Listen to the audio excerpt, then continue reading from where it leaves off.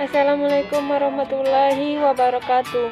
Perkenalkan, nama saya Novalia. Saya dari lokal PAI 1N, NIM saya 20531113. Mata kuliah Bahasa Indonesia, dosen pengampu Rizky Amelia Furqan, SSMA. Baiklah, saya akan presentasikan tugas artikel saya, karya ilmiah yang berjudul Bahasa dan Teknologi. Bahasa dan teknologi adalah hal yang sangat mendasarkan bagi aktivitas manusia. Sudah tidak asing lagi untuk mengemukakan bahwa bahasa dan teknologi berdampak pada semua bidang yang sangat utama dan signifikan bagi masyarakat, termasuk dalam bidang komunikasi, pendidikan, kesehatan, keuangan, perdagangan, dan perjalanan. Bahasa merupakan alat komunikasi dan sarana untuk menyampaikan informasi.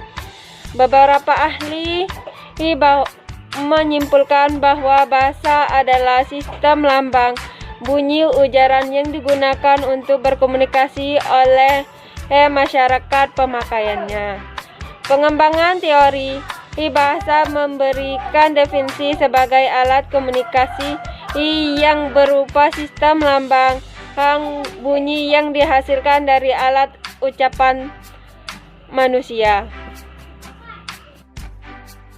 Fungsi bahasa telah dipaparkan sebagai alat komunikasi dengan berbagai kebutuhan, dilakukan secara manual dan atau dengan kata lain dilakukan secara berhadapan.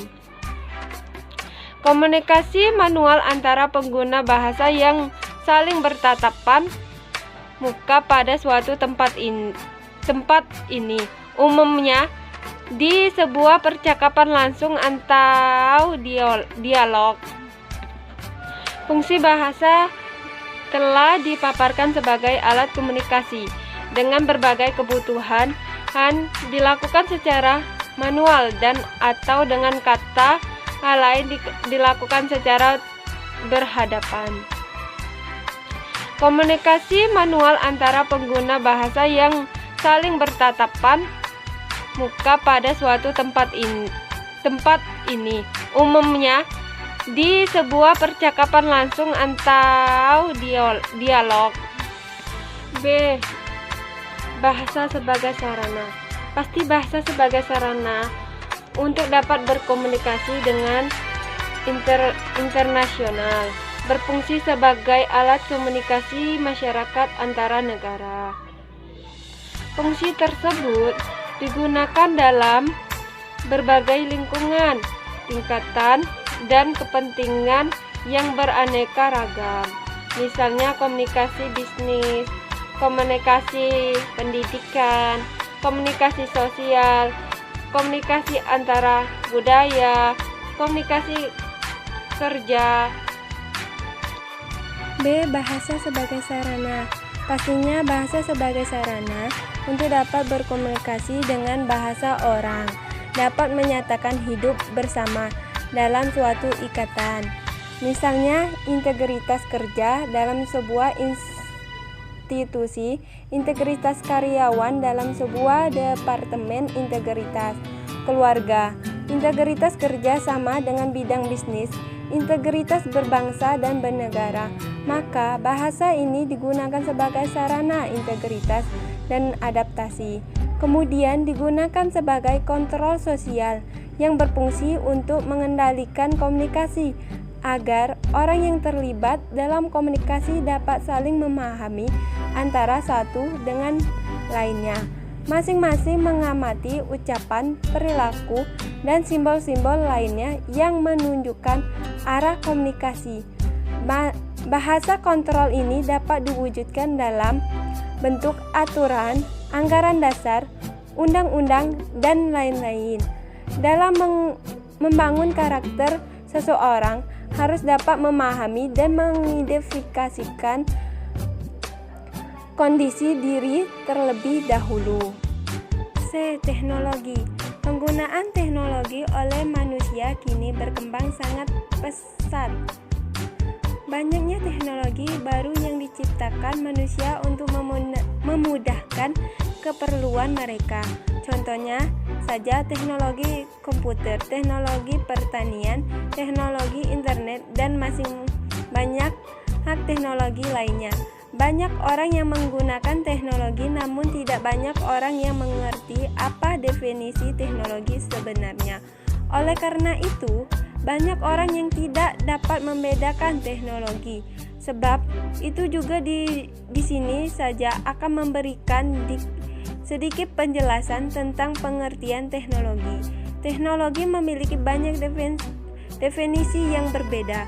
Masing-masing dikemukakan oleh beberapa buku dan ahli dalam bidangnya. Salah satunya dari Kamus Besar Bahasa Indonesia. D. Bahasa dalam perkembangan teknologi. Menurut Valencia 2001, dalam berkomunikasi sehari-hari, salah satu alat yang paling sering digunakan adalah bahasa, baik bahasa lisan maupun bahasa tulis. Begitu dekatnya kita kepada bahasa, terutama bahasa Indonesia, sehingga tidak dirasa perlu untuk mendalami dan mempelajari bahasa Indonesia secara lebih jauh. Akibatnya, sebagai pemakaian bahasa, orang kurang terampil menggunakan bahasa, suatu kelemahan yang tidak disadari. Komunikasi lisan atau non-standar yang sangat beraktif penyebabnya. Kita tidak teliti berbahasa, akibatnya kita mengalami kesulitan pada saat akan menggunakan bahasa tulis atau bahasa yang lebih standar dan teratur. Pada saat dituntun untuk berbahasa bagi kepentingan yang lebih terarah dengan maksud tertentu, kita cenderung kaku.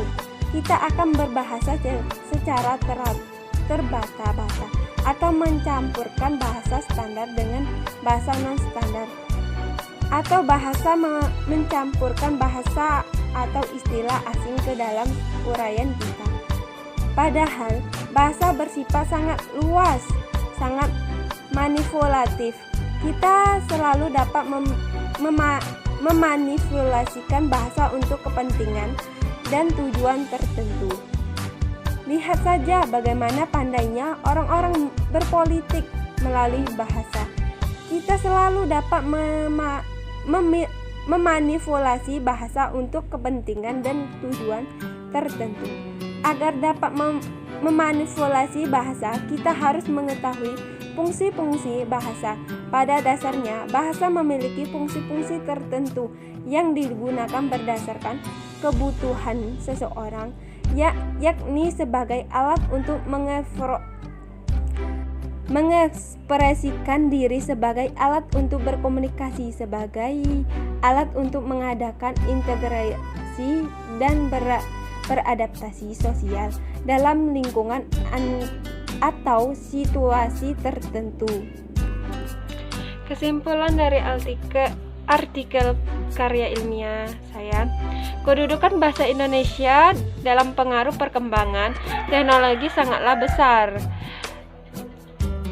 Bahasa Indonesia dapat bertahan di era globalisasi dan perkembangan teknologi asalkan dibatasi dari percampuran bahasa asing dan pencampuran bahasa gaul yang berlebihan serta digunakan sebagai bahasa internet. Kedudukan bahasa Indonesia yang merupakan jati diri bangsa Indonesia pada perkembangan teknologi sekarang ini perlu dibina dan dimasyarakatkan oleh warga negara Indonesia.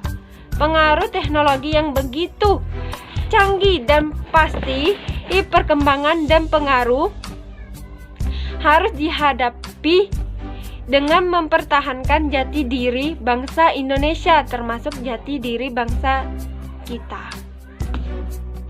Baiklah, mungkin itu saja yang bisa saya sampaikan, saya paparkan presentasi karya ilmiah artikel saya. Saya minta maaf jika banyak kesalahan. Saya akhiri, wassalamualaikum warahmatullahi wabarakatuh.